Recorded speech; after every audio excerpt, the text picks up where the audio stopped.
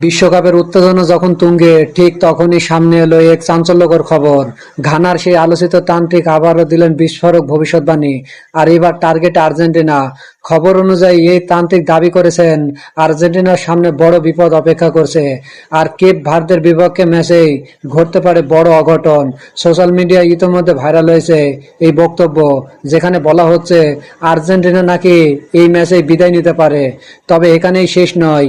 এই একই ঘানার তান্ত্রিক এর আগে আলোচনায় এসেছিলেন ইংল্যান্ড ম্যাচকে ঘিরে। তিনি দাবি করেছিলেন ইংল্যান্ডের তারকা হ্যারি কেইনকে বাধা দেওয়া হয়েছিল, যার কারণে গোল করতে পারেননি তিনি। আর অবাক করার মতো বিষয় হলো ইংল্যান্ড বনাম ঘানা ম্যাচটি শেষ হয়েছিল 0-0 ড্রতে। এমনকি কিছু প্রতিবেদনে বলা হয়েছে এই তথাকথিত অভিশাপ নিয়ে ইংল্যান্ড দলকেও সতর্ক করা হয়েছিল, যদিও অনেকে এটাকে কুসংস্কার বলে উড়িয়ে দিয়েছেন। এখন প্রশ্ন হচ্ছে, এই ভবিষ্যৎবাণী কি সত্যি হতে যাচ্ছে? ফুটবল বিশেষজ্ঞরা বলছেন বাস্তবে ম্যাচ জেতা হারার পেছনে ট্যাকটিক্স, ফর্ম আর খেলোয়াড়দের পারফরমেন্সই আসল বিষয়। তবুও বিশ্বকাপে এমন রহস্যময় গল্প নতুন নয়, আর এগুলোই বাড়িয়ে দেয় উত্তেজনা। তাহলে কি সত্যি বিপদে আর্জেন্টিনা, নাকি আবারও ভুল প্রমাণিত হবে এই ত্রান্তিকের কথা?